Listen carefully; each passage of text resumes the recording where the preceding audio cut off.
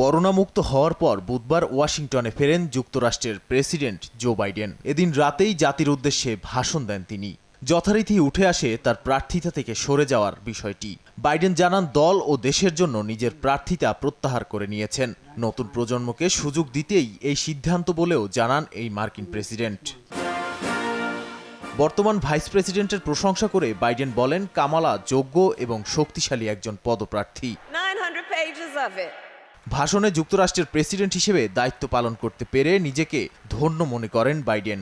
গণতন্ত্র রক্ষায় সবাইকে এক হয়ে কাজ করার আহ্বান জানিয়ে আগামী 6 মাস সঠিকভাবে তার দায়িত্ব পালন করবেন বলেও জানান।